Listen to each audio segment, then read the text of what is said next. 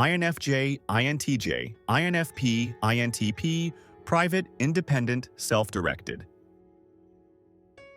You don't want to be saved, you don't want to be managed, and you definitely don't want to be dependent.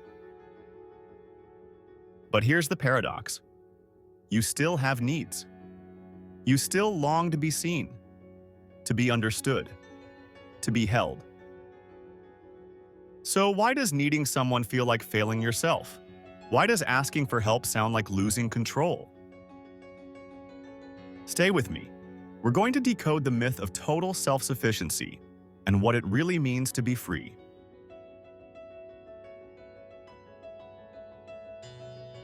Each of these types carries a silent creed: I am self-contained.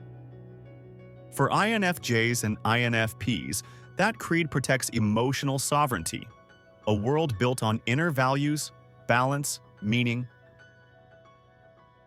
For INTJs and INTPs, it's about mental autonomy, logic, clarity, frameworks that make sense when the world doesn't. When reality becomes loud, disappointing, or chaotic, they don't look outward, they turn inward. They become their own compass, their own shelter, their own strategy.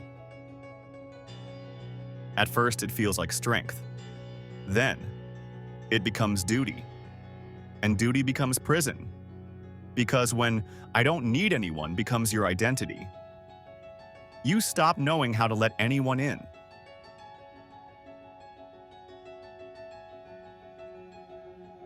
Here's the twist. It's not that these types don't want help. It's that help feels risky. INFJ. FE wants connection, but NI whispers caution.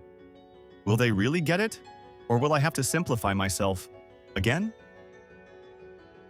INTJ. TE wants efficiency, but FI guards meaning. If I rely on them, do I lose control over what truly matters? INFP. FI seeks authenticity, but TE feels mechanical. Will they try to fix me instead of hearing me? INTP. TI loves clarity, but FE feels exposed. If I show I need something, will that connection even make sense? And there's something else. SI, in INFPs and INTPs, holds memory like a mirror. Last time I opened up, it didn't end well. Why would this time be different? The fear isn't weakness. It's misalignment. It's being helped in the wrong way. Because to these types, alignment is everything. Being understood isn't just comfort, it's safety.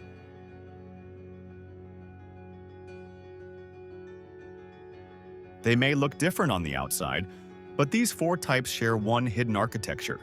Their world begins on the inside, always. INFJs are guided by vision, connect through feeling, analyze in silence, and stay grounded in quiet experience. INTJs lead with inner vision, build systems to act, protect what matters through personal values, and often stay detached from the physical world. INFPs follow their inner values first, explore branching ideas, are anchored in past experience, and face logic that sometimes feels too cold, too distant. INTPs begin with inner logic, chase curiosity outward, hold tight to familiar memories, and often keep their feelings hidden, even from themselves. They don't wait for the world to tell them what's real. For these types, reality starts from within. Whether it's inner values, FI, inner logic, TI, or inner vision, NI, their compass points inward, long before the world even speaks. That's what defines them. Truth, logic, and meaning, born from the inside out. External feedback, whether it's FE or TE, comes second, and when it does, it has to earn their trust. And when trust has been broken, which for many of them it has, they double down on solitude. When trust feels dangerous, strategy becomes protection. Structure becomes survival. And control feels safer than connection. They systematize before they trust, because structure means safety. They start to believe autonomy equals safety. Self-reliance equals survival. They learn to analyze pain instead of expressing it, to solve instead of share, to understand instead of ask. They master coping, but forget how to receive.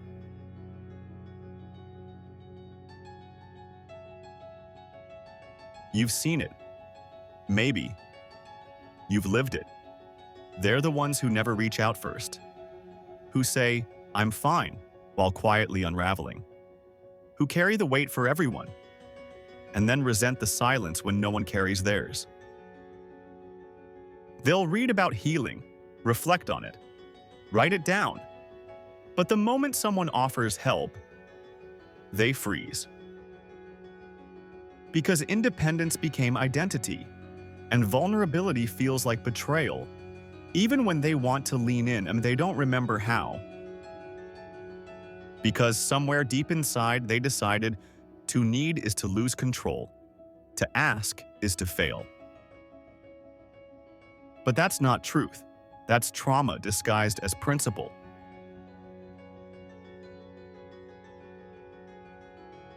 So what does healing look like? Not collapsing boundaries, not surrendering autonomy, but rewriting the equation. Support is not submission. Receiving is not weakness. Connection is not control. INFJs can whisper, "What part of me wants to be witnessed, even imperfectly?" INTJs can ask, "What system can I let others hold without losing my vision?" INFPs can breathe and say, "Can I let someone care without them needing to fix me?" INTPs can wonder, "Can I explore connection, even if it's not logical?" These aren't easy questions, but they open doors. And behind those doors lies something deeper: interdependence, not codependence, not isolation, but balance. The place where autonomy breathes with others, not against them.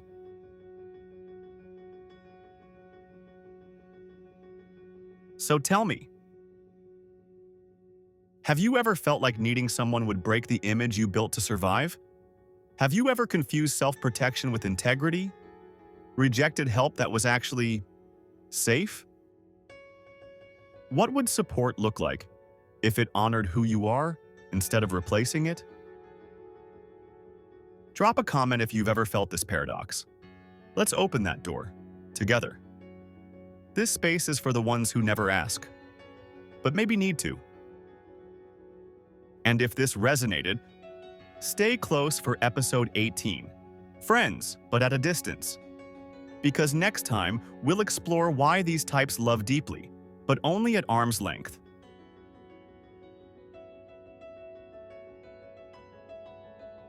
Maybe autonomy was never the problem. Maybe you just needed to learn that strength and surrender can speak the same language. Subscribe if you want to stay where the mind reflects and the heart can breathe. Thanks for watching. See you on the next episode.